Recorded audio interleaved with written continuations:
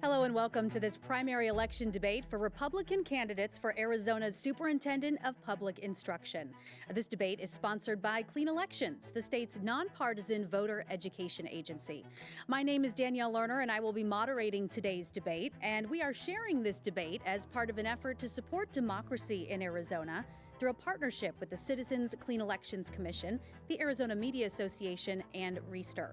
It is a partnership designed to make these debates accessible to everyone in Arizona. So that means this debate and dozens more between now and November will air on a long list of local TV stations, radio stations, and digital platforms, including support from local newspapers.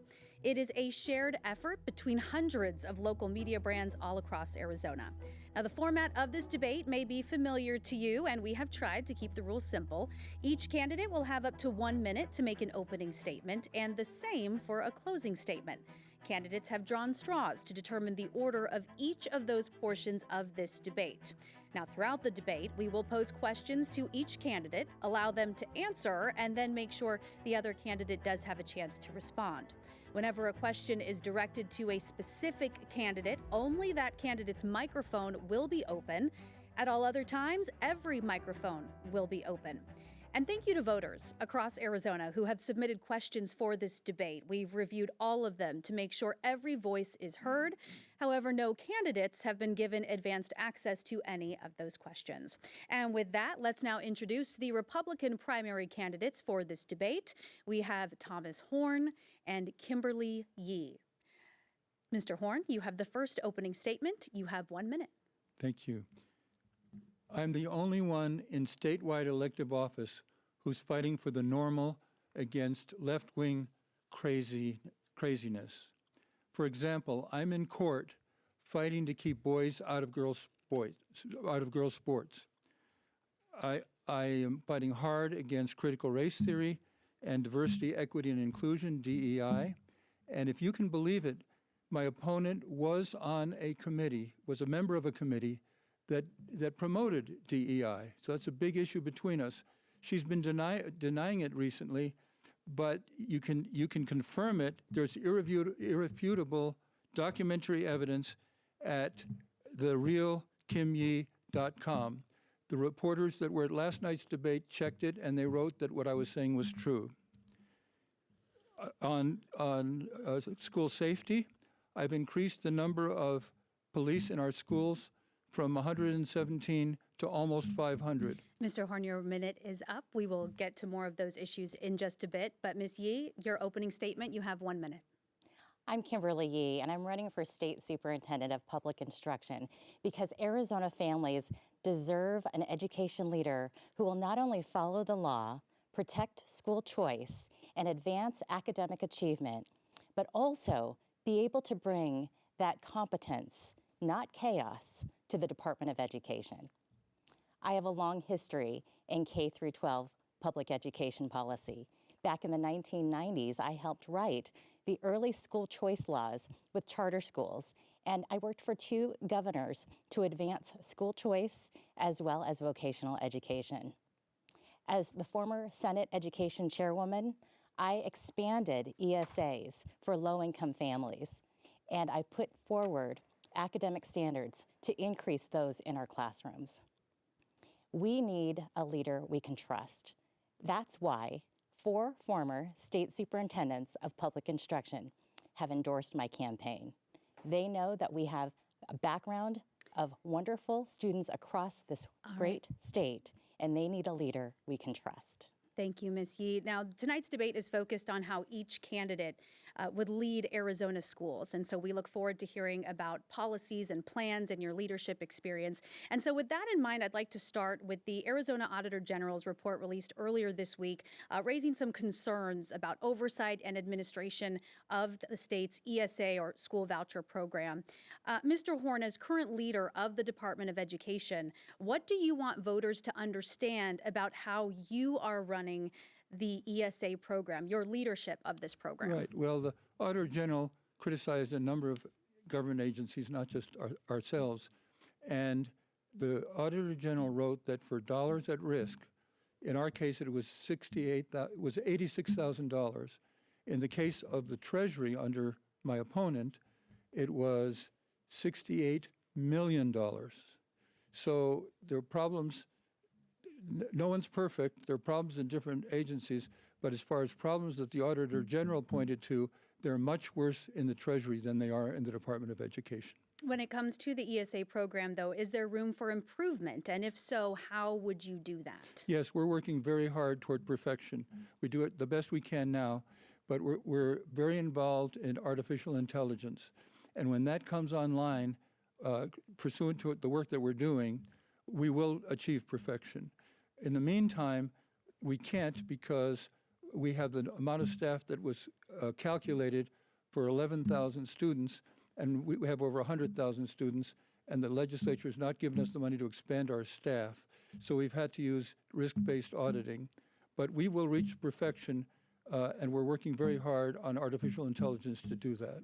Ms. Yee, you have been outspoken as far as how the current administration is handling the ESA program. So what's... May I have a rebuttal? Yep. Because he did make some misstatements. Sure, you have 1 minute. Mm-hmm. Well, first of all, the ESA audit did show that there is complete chaos in the Department of Education with respect to the management of the ESA program under Tom Horne. And with respect to his allegations of the Auditor General's report for my office, I would like to correct the record because, as you know, the State Treasurer manages over $64.7 billion. So when you take a look at the Auditor General's report, it was regarding reconciliation of our office's numbers to the Department of Administration's numbers. And $68 million in comparison to the total cash flow that goes through our office is 0.22%, which is less than 1/4% of total dollars that go through my office. That's much less than what was mishandled under the leadership of Tom Horne in the Department of Education. So when it comes to the ESA program, when you say mishandled, what specific changes would you implement to manage the program differently? Well, recently, as you'll note in the Auditor General's report, there was $10 million that was allocated for administrative purposes by the legislature to the Department of Education. And the Auditor General's report showed that rather than hire those who would manage the ESA plan accordingly for greater efficiencies, for money out the door faster to those families, he decided to use those dollars for a vanity campaign for television ads. And that did not put money into administrative purposes. Those are ads that advance his face on television. Okay, Mr. I need Horne, to respond to that. Yes, the Auditor General had the reference to the $10 million in a draft, but took it out in the final one. She was looking at an older draft because the legislature specifically instructed me to use that $10 million for advertising of ESAs. That was their instruction to me. I had to use it for that. Otherwise, I would have been going against the legislature. So she's badly misrepresented that. So I want to get back to managing the program. So Ms. Yee, are there specific safeguards you would put in place or different things that you would be doing if you were in this role? Yes, and I've already started working on that in my role as State Treasurer. As you know, the State Treasurer by law manages the contract, the vendor, the marketplace for which these expenditures are purchased. And that platform really needs to be updated so that we have new technologies, perhaps some AI designs, those that weren't in place at the time we bid for this contract in the past. And that might mean the same vendor that we currently use with new technologies. It may mean other vendors. But that contract should be going through the State Treasurer's office, and I'm preparing that already with a request for information. It's called an RFI. And so for those purposes, I believe that we can have a greater ease for those families to be able to purchase those education-related items and make sure that when those items are purchased, that there is clear accountability on what those purchases are so that they will flag what is defined as educational versus what is not. And you said accountability there, and that leads into my next point about transparency and oversight in the ESA program. Mr. Horne, do more safeguards need to be put in place or guardrails to ensure that that money is going where it should be? Actually, when I took office, I established guardrails. I said every expenditure needs to be for a legitimate educational purpose and a reasonable cost. And some of the parents were upset about that. They thought they should be able to get whatever they wanted. So they asked for a $5,000 Rolex watch, $24,000 golf simulator. I denied all those things. And they complained. And a state senator Jake Hoffman took their part and said he would recruit someone to run against me on that issue, and he recruited my opponent on that issue. And in the article that was written based on an interview just after she announced she was running, she said that I did not have the authority to deny what the parents wanted, that they knew what was best for their children. That means she would have paid for Rolex watches. Not true. And I think that's wrong. Ms. Yee, your response to that? Absolutely not true. And I said that at previous debates in the past. This particular individual likes to twist words.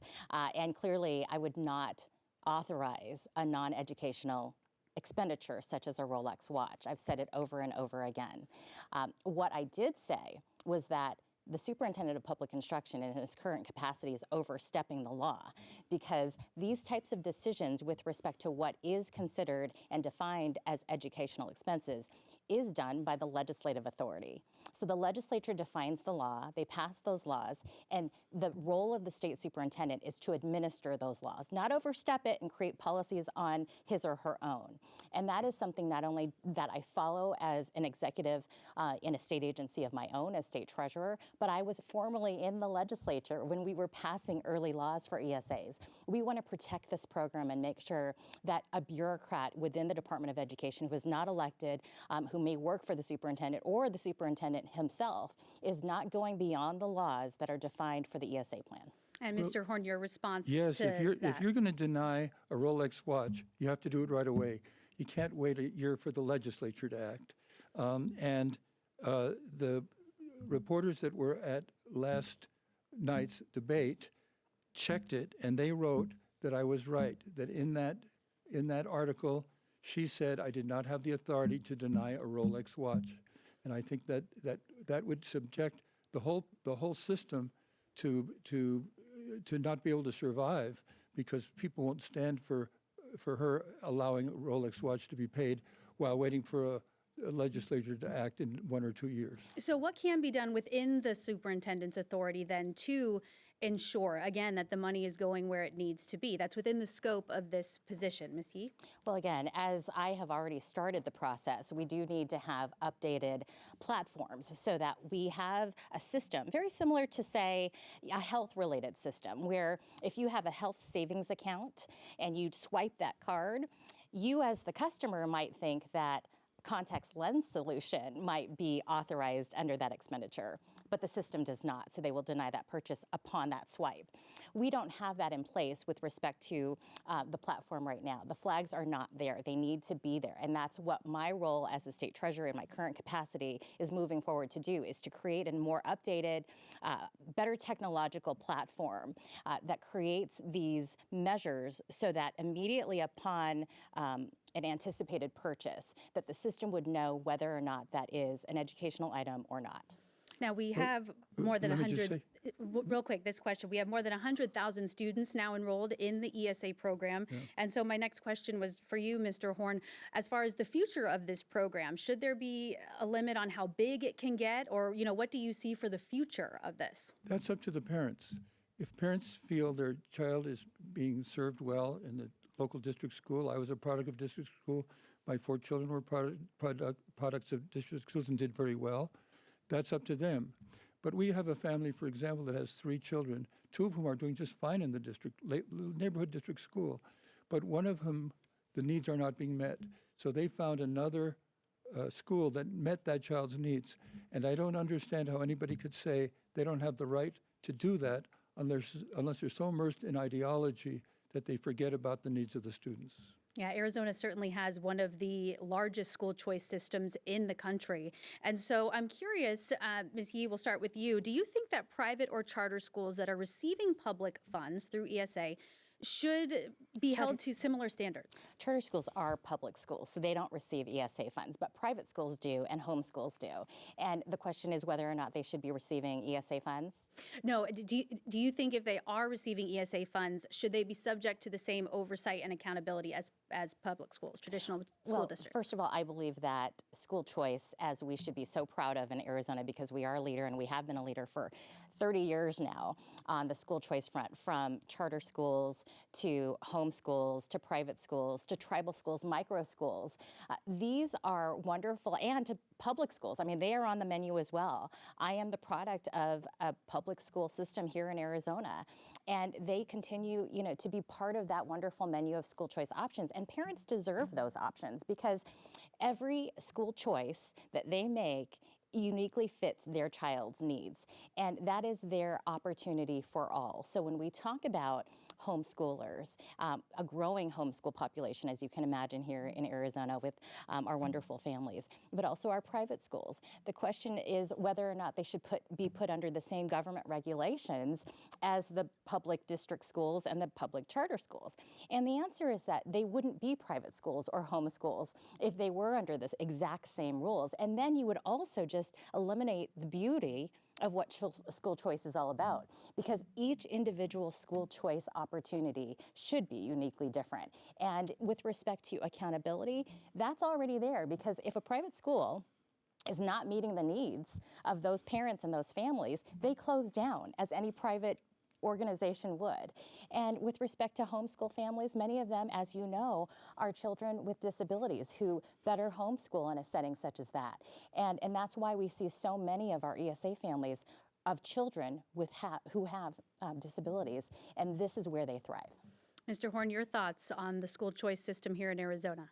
Well, the state has never gotten involved with private schools, and there might be First Amendment problems if they did that. For that reason, the legislature decided they would be treated differently. We would not interfere with them. The parents would be the judges as to whether it was their child's needs were being met or not. One of the other, if not the biggest issue with education right now in Arizona is our ongoing teacher shortage, reaching crisis levels. We've been seeing this for several years now. So what can you do in this role to help fill the gaps on so many Arizona campuses? Mr. Horne, we'll start with you. Yes, every year I address the state of education at the legislature. And every time I do that, I tell them that we have to increase the pay of our teachers, and we can do that without affecting taxes because there's plenty of money in the land trust. And the other thing we need to do is we need to pass a law to encourage administrators to support teachers on discipline. Too many administrators are too lax. They, a child misbehaves, they say, "You poor darling, it's not your fault. You come from a tough family," or whatever. No, actions have to have consequences. And a number of teachers have written me. One teacher wrote me and said she could name 40 teachers that left because the administrators didn't support the teachers on discipline. That was the Phoenix Union High School District. And so I tell them those are the two things we need to do to hold on to our teachers and to attract new teachers. We have to raise teacher salaries, which I've been fighting for all my adult life. I did that as a school board member as well. And we need to provide incentives for administrators to support our teachers on discipline. Ms. Yee, your thoughts on how we can improve the situation surrounding our teacher shortage? Well, this is personal to me because I am the daughter of a public school teacher who taught for 38 years in our Arizona public schools. And so when we take a look at how teachers are having to go to garage sales to pick up their own out-of-pocket purchases for school supplies, it's wrong. And so we need to be able to bring them the supplies that they need that goes right down into the classrooms to meet the teachers' needs and those students' needs. And that goes right back to how we fund our schools with respect to the breakdown from the administrative level to the classroom level. I believe we need to move more money from the district administration office to the classroom. This not only meets those needs of families for their students, but also for those teachers. And we absolutely should address teacher retention, because between the first and third year of a teacher's first experiences within that classroom, they need to be able to navigate that, and it could be very stressful.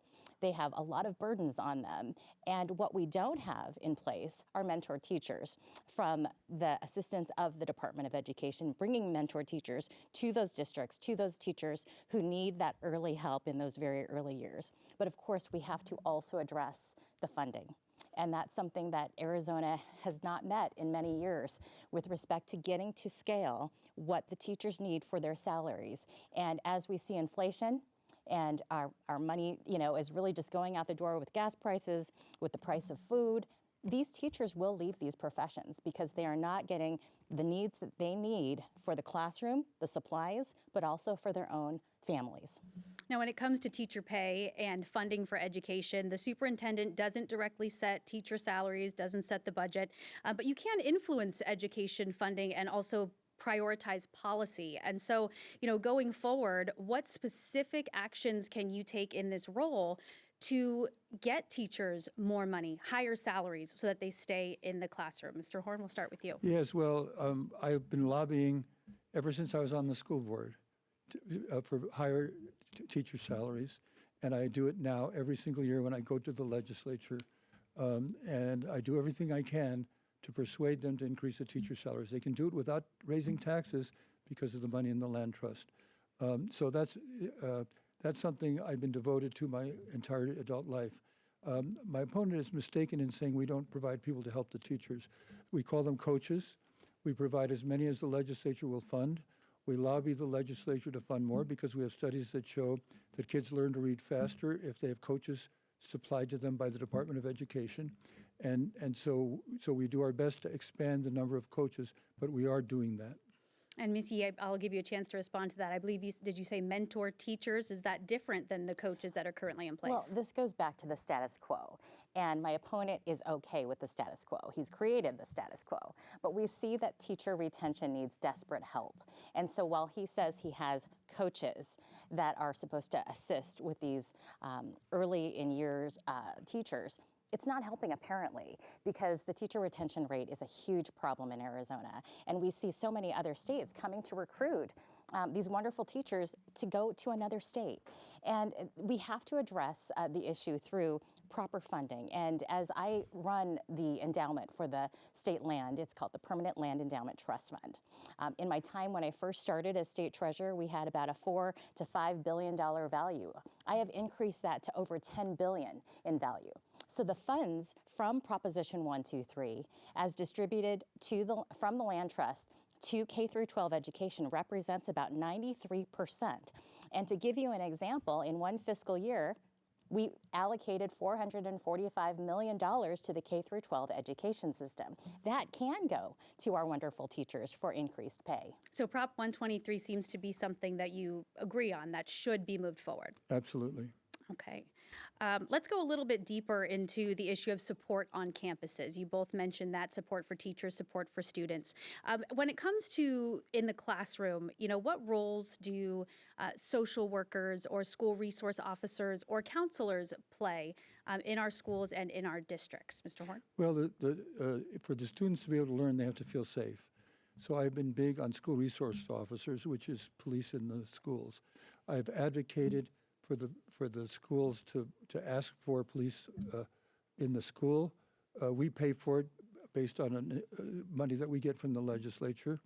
And we're lobbying hard at the legislature now to increase that because, as I mentioned, when I took office 3 years ago, there were 173 of them. Now we have over close to 500 police officers in the schools. But due to my advocacy, the schools have been asking for more. And if the legislature will not increase that amount, which we've asked for, and there's a bill pending to do that, then if a maniac invades a school and kills 20 kids, and it's a school that asked for a police officer but didn't get it because the legislature wouldn't give us the increased funding, that'll be quite a tragedy. So I advocate very hard for that. Ms. Yee, your thoughts on the roles of social workers, guidance counselors, all of these additional positions?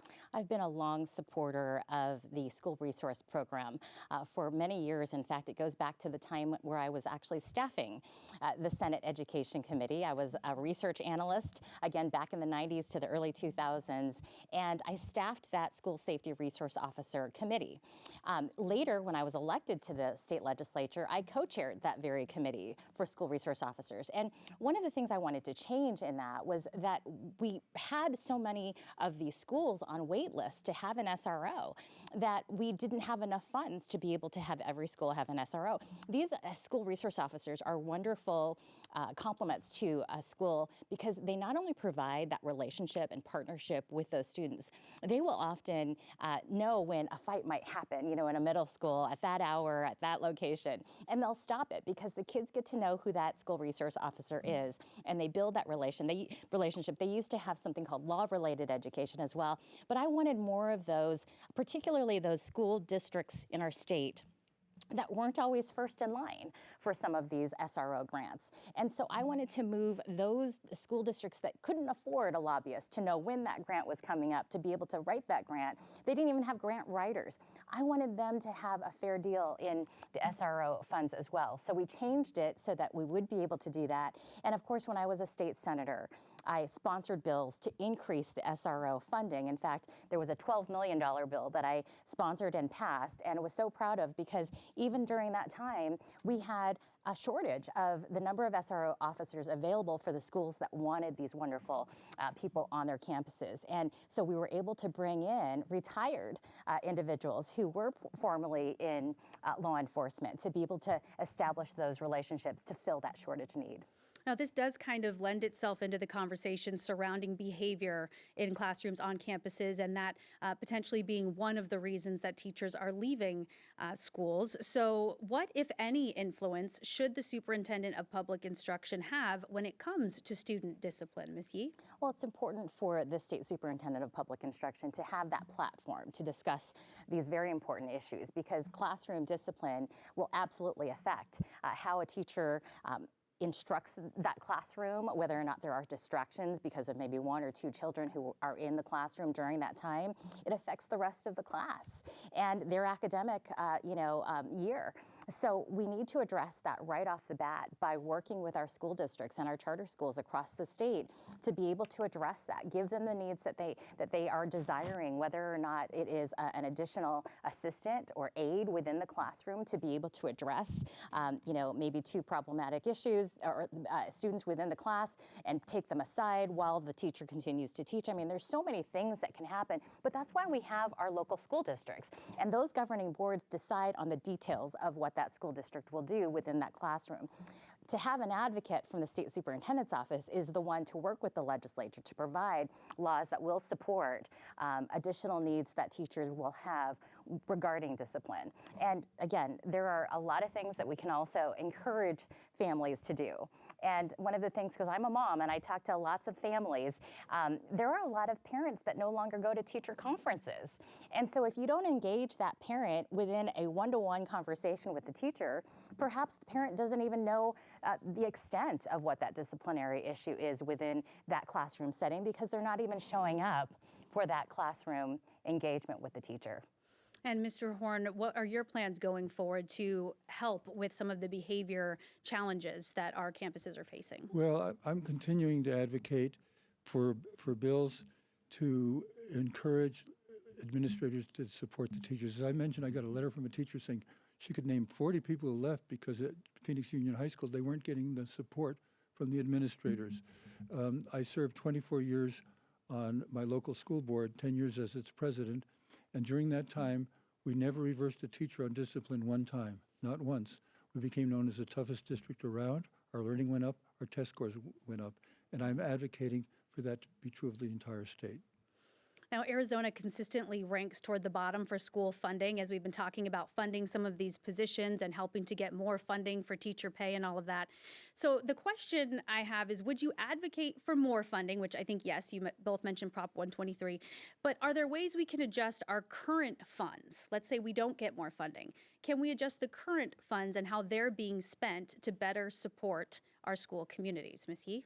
Well, I think there are lots of ways that we can move money around, and I'm someone who understands fiscal management, not only in an executive leadership capacity as the current state treasurer of Arizona, but I have real results coming out of my office. For instance, when I started on day one as state treasurer in 2019, we had $15.4 billion in taxpayer funds. Today we stand at $32 billion. We have doubled the assets under management in just these under 8 years. So my understanding of how budgets are run at the school district level, it's run by the governing board. And so we really need better engagement, for instance, between the State Department of Education and those local governing boards. That's how I run my office currently. I manage local government funds. So I meet regularly across the entire state of Arizona, all 15 beautiful counties. And I meet with mayors. I meet with local council people. They are the ones who are managing their local budgets. But you can't do that with a phone call.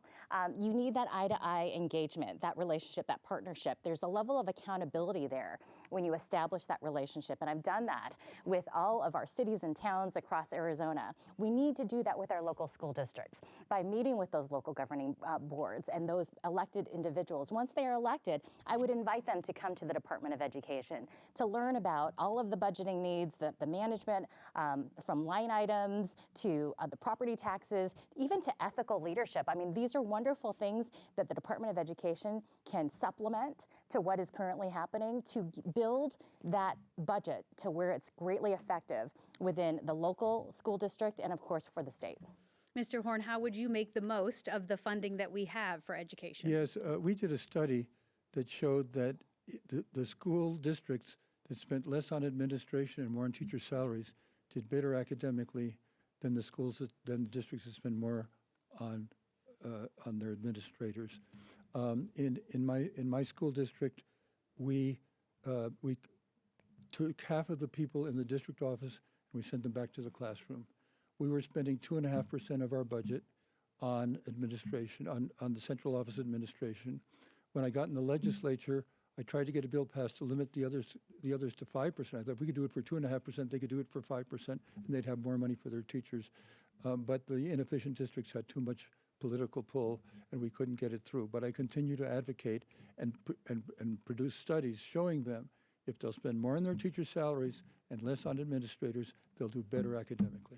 You mentioned testing scores there. Arizona students continue to struggle in reading and math proficiency. And so going forward, what are some actionable steps that can be taken to try and bring those scores up? Mr. Horne? Yes, well, I have a number of initiatives to improve our academics.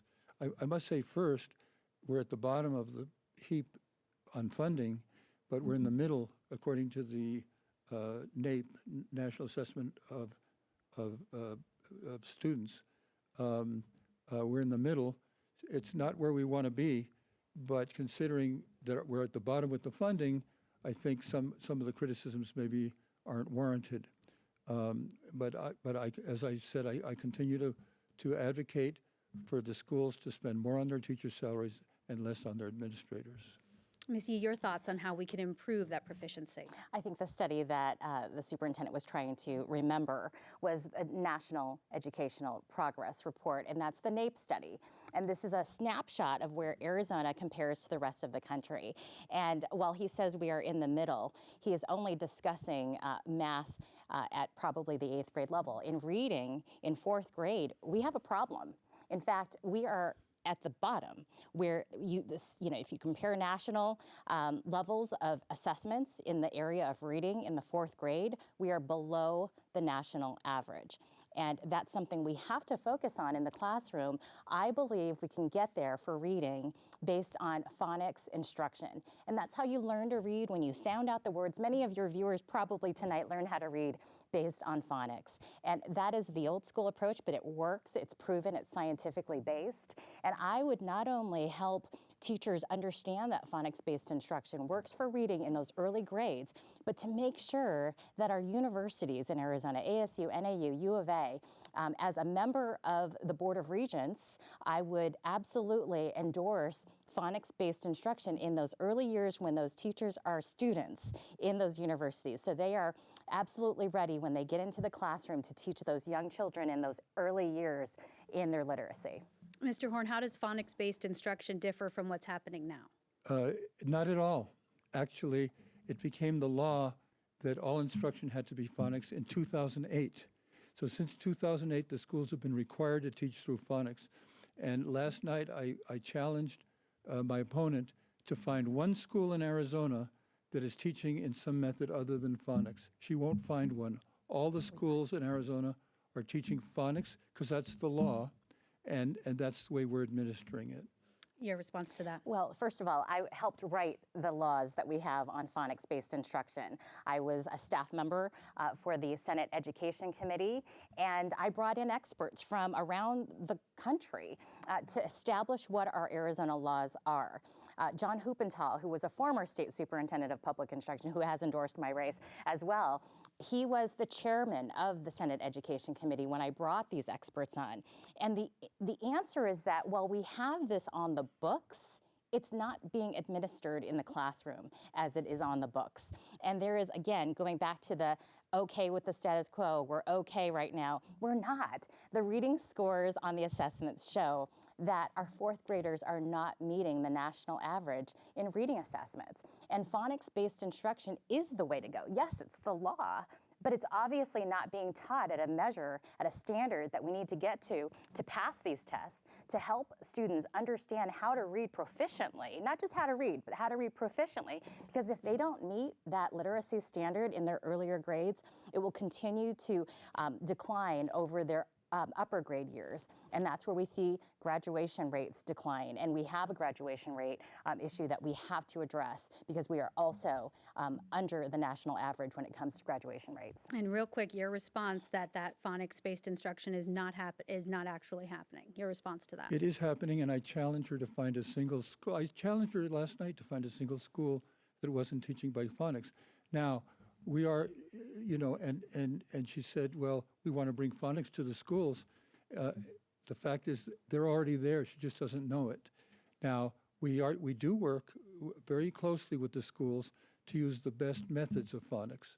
In fact, we have the power to approve or disapprove their curricula if they have all the elements of phonics. And so we work very hard on that, and we're expanding good phonics programs. But to say that she wants to bring phonics to Arizona schools is contrary to what the fact is. There's no school that is not teaching phonics. Okay, one last rebuttal there, and then we'll move on from phonics. Did you want to respond to that? Well, I know for a fact that there are schools who might not be following the law. And we can see that because they have kids who are not reading. And there is something, and look it up, viewers, it's called whole language. And that's the easy way to get by with teaching reading, and it's showing them pictures. And it's not showing them the real way to sound out the phonemes within a word to help them understand how you read a word, how you do traditional spelling tests. Those are the things that we used to call the old school approach of teaching, and I want to get back to the basics. And I also would love to be able to work with the State Board of Education to be able to find what those solid phonics-based curricula are and put them on the website, have recommended resources for them to be able to have school districts and charter schools be able to say, hey, I'm not using that program, but it seems to be working because all of these other states are passing their reading assessments. And that's where we haven't gone, and I believe we should go. And I bring those fresh new ideas to this position. They're already on our website, the best phonic programs, and we use our power to approve curricula to get the schools to use the best ones. Okay, we can stick with instruction, but we're going to move on from phonics. I'd like to talk about English learners. The state's mandated English-only instruction. The original law was passed more than 20 years ago now, and so my question is this still the best way to instruct English learners, and why? Ms. Yee? Yes, I fully support the 2000 proposition, and again, it's over 25 years now when it passed, but it really did take a look at where are our English learners and where can they be when they are not speaking English as their first language. And the law required them to have 1 year, full immersion and to be able to understand that language efficiently but proficiently. And it's very important that we continue to stick to the law that was passed by Arizona voters overwhelmingly, all while taking a look at individual needs of those children. And teachers know best how to instruct those children. In fact, my mother taught in South Phoenix for 38 years in school districts that had students who didn't have English as their first language. And she got them to read in one semester. So by Christmas, they were able to read. this is something that can work if you have a good teacher in the classroom who does engage, these individual needs for these children. But again, following what our proposition did back in 2000. And Mr. Horne, is our state doing enough to support English language learners? We are, other than the 10 districts that are violating the law. The law says we use structured English immersion, and there's a good reason for that. When I took office the very first time, we had bilingual everywhere, and the rate of kids becoming proficient in English in 1 year was a pathetic 5%. At that rate, many of them would never master English, they'd fail in the economy. I started enforcing the law, and we brought it up from 5% to 31%. So we proved that English immersion is the best way for kids to succeed academically, and bilingual is not the best way. Once they become proficient in English, I'm all for them learning other languages. But the first thing they have to do is become proficient in English. And I've been fighting in the courts to try to get the 10 districts that are violating the law to follow the law. But the rest of the state is using structured English immersion. We have a fabulous administrator who teaches the teachers how to do structured English immersion. And I'm also doing a lot to enforce the law and get the schools to be sure to comply with the law and use structured English immersion and not bilingual education. When it comes to what's being taught in our classrooms, is there a place for social emotional learning? Is there a space for that in our classrooms? Well, it depends what it is, but the way it's been used, I think it's not good. My predecessor, who was a Democrat, that was her big thing, social emotional learning. My heroes are English teachers who love English, history teachers who love history, and so on. They came to me when I was elected this time and complained that under my predecessor, because of the doctrine of social emotional learning, when they wanted to be teaching their subjects, they had to play what they described as dumb games with the kids. So I said, no more. The teachers should be teaching their subjects bell to bell. Every instructional minute is precious. And I think those teachers are very happy about that change. Ms. Yee, your thoughts on social emotional learning in our schools? Well, it's not just social emotional learning, it's also DEI. And, that stands for diversity, equity, and inclusion. And these are things that distract from the basics, which are reading and math. And to get back on the subject of DEI, because in my opponent's opening statement, he made an allegation that is truly false, saying that I was not only on the DEI committee of the State Treasurers Association. He said that I was the chairwoman of that committee. Well, first of all, he knows that he is lying because he was sent this letter from the National Association of State Treasurers naming every single committee for which I have served on. It's dated May 4th, and this does not list any DEI committee for which I have served. I have fought, in fact, against those types of issues that distract from real representation on merit, because I believe that an individual should advance based on their skills, on their experience, on their merit. And I have pushed forward with our Republican majorities in the state legislature bills that would ensure that we don't use these types of DEI policies to advance state employees for hiring, training, or promoting. So the allegation is untrue, and I wanted to make sure our viewers understand that.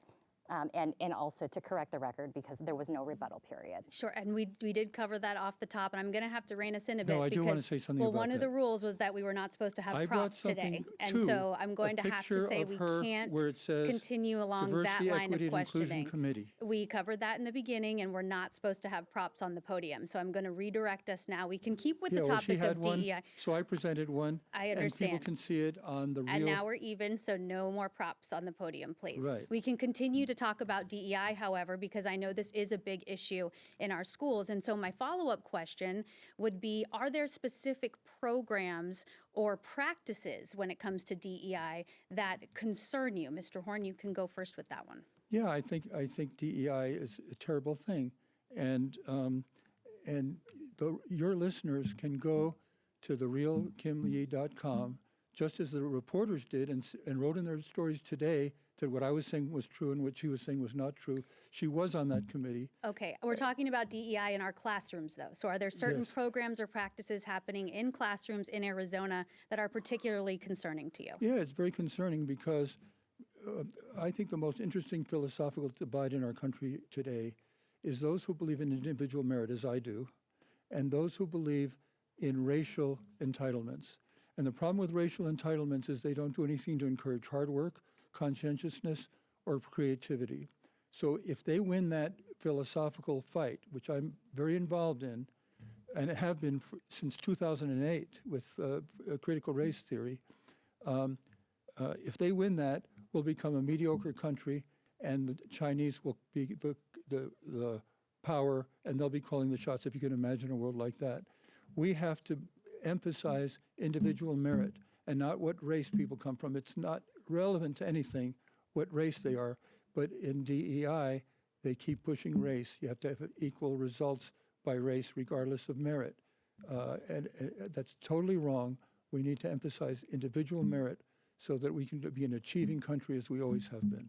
Now, given our diverse school communities across Arizona, what sort of cultural programming would be appropriate in our classrooms? Do I get to answer the same question, or we've moved on to a different question? Well, you can answer if there are certain Okay. programs that Yes. I had asked that originally, so we Okay. can go back to that. Yes. Well, with respect to DEI programs in our schools right now, they really need to be reined in because as I have fought, as the state treasurer, I've led an effort with other state treasurers around the country to show that those corporations in America that do hire based on DEI policies alone are not efficient.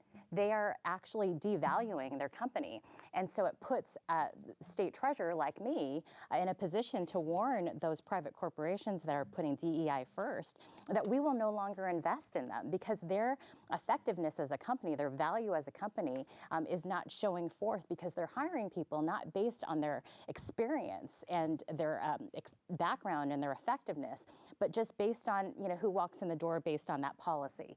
And so if that decreases the value, then we have to eliminate them from our list of investments. In the same way, we have to take a look at what is happening within our schools. And these types of policies are not effective. I would like to have this time in the classroom talking about civics in government and the engagement of character education so they understand what it will be like to grow up and to deal with real issues that matter in the workplace. You mentioned workforce development. We've been Yes. talking about industry. Arizona quickly becoming a hub for companies, particularly in the tech sector. And so should workforce development or career readiness initiatives play a role in K through 12 education? Ms. Yee? 100%. I have long been an advocate of vocational education, otherwise called career technical education. We have wonderful JTEDs in our state, Joint Technological Education Districts, all around the state. There are waiting lists for so many of these wonderful, programs. But I would like to bring back home economics and shop classes into our schools so that a student doesn't have to travel on a bus to get to a JTED. This is what we used to have in schools, and they've done away with them. I want to bring them back because it's so important for our young children to not only engage in vocational education, but these are life skills. For instance, in home ec, you learn budgeting and financial education and how to balance a checkbook. These are skills that you need to have when you graduate from high school, and they're no longer there. We also need to put more money into our schools with partnerships and business, because what's happening is we have shortage areas. For instance, welders are needed in every area in Arizona. And so in order to help teachers in those classrooms where there are shortages, especially in rural Arizona, I would engage with something we call alternative pathways to teaching. And that brings in, for instance, a retired welder into the classroom. They may not have teacher certification, but we'll have a certified teacher on premise at that time when that person is not only teaching the great skills that they need for welding to those young students, but we will have the ability to bring those qualified professionals into our classrooms in a way that would be not only meaningful, but absolutely needed in a growing state like ours. Mr. Horne, your plans when it comes to CTE programs? Yes, I've greatly expanded career technical education. We have a program called the Student Industry Partnership. What happened is when I first took office, CEOs said to me, they have a shortage of skilled labor. So he said, I'll tell you what, I'll make you a deal. I can supply you with skilled labor because we have 1,200,000 kids. In return, you will teach our career education teachers what skills are needed to get a well-paid job with your company right out of high school. And so they accepted that, and we have 40 of Arizona's largest companies involved. We divided the state into 11 different parts, and we did a traveling roadshow. And if a company wanted to hire from a particular area, they came there and they met with the career technical education teachers and administrators, and they told them what skills they need to teach the kids so that they can get a well-paying job with their company. Some of these companies, like the technological companies, can give very good salaries to kids right out of high school if they have proper career technical education training, and that's what I'm pushing very hard. I doubt that home economics gives you those skills to get a well-paying job after high school. But my goal is every student, without exception, graduates college or career ready. And so no student graduates from high school without being able to get a well-paid job. If they're not going to college, they need to get a skill that the companies say are the skills needed to get a well-paying job with their company. We have talked a lot about what needs to change in education. So my final question here, what is working well in Arizona education, and how would you build upon that? Well, I have a lot of initiatives. I ran out of time in my opening statement, but one of the things is that the people in my department worked with the bottom 5% of schools, and now 80% of the schools are no longer in the bottom 5%.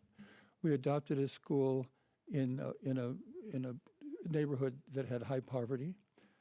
People from my department went there every week, and we raised their math scores in 1 year by 27%. We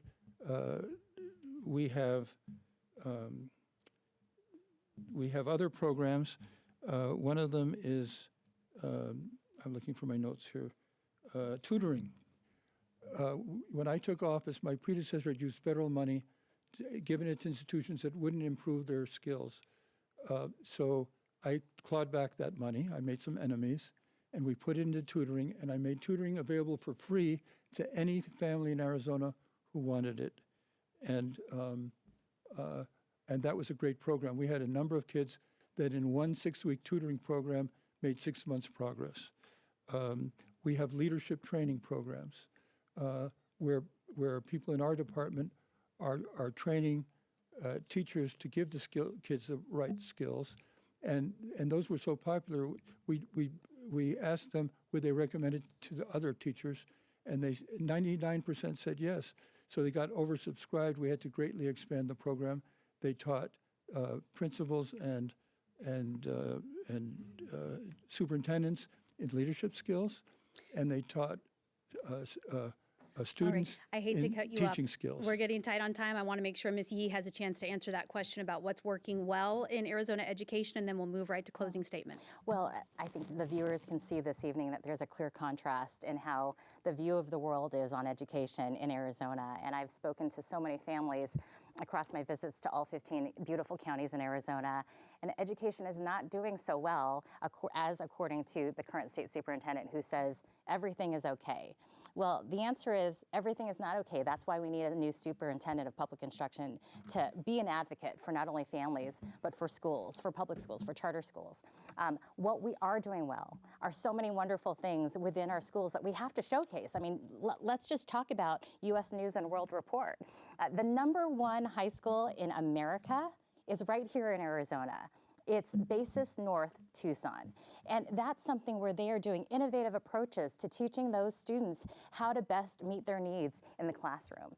And so we need to showcase the great leaders, our principals, our teachers, and those districts and charters across Arizona. I hate to cut you off. I want to make sure you each have time for 1 minute closing statement. Mr. Horne, you can go first. Yes, I didn't say everything is fine. I talked about our having numerous initiatives to improve academics, but it's not in the dumps the way some people say. Actually, many of our schools are doing very well compared to the fact that we are at the bottom in terms of financial aid. I'm urging our listeners to go on therealkimyee.com and see that I'm telling the truth about her membership on the DEI committee, and also about the fact that she said that I did not have the authority to deny Rolex watches. And I think it'd be a bad situation when we start spending education funds on Rolex watches. Ms. Yee, your 1-minute closing statement, please. For 30 years, I have been fighting for Arizona students. As the former chairwoman of the Arizona Senate Education Committee, I expanded ESAs for low-income families and increased academic standards.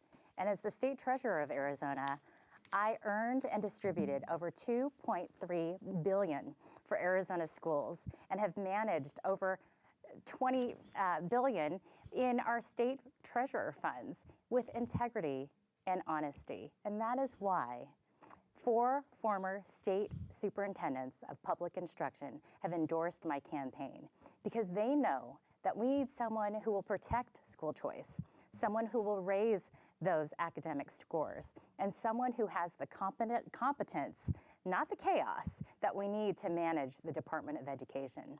In business, if you hire someone who does not meet performance standards, you fire them. And that is what this primary is about. I am Kimberly Yee, and I am equipped and ready with fresh new ideas for this position. All right, Tom thank you Horne so has much. had That is his all the time that we have for this primary debate with Republican candidates for Superintendent of Public Instruction. On behalf of our partners at Clean Elections, the Arizona Media Association, Reister, and Sneaky Big Studios, thanks for joining us.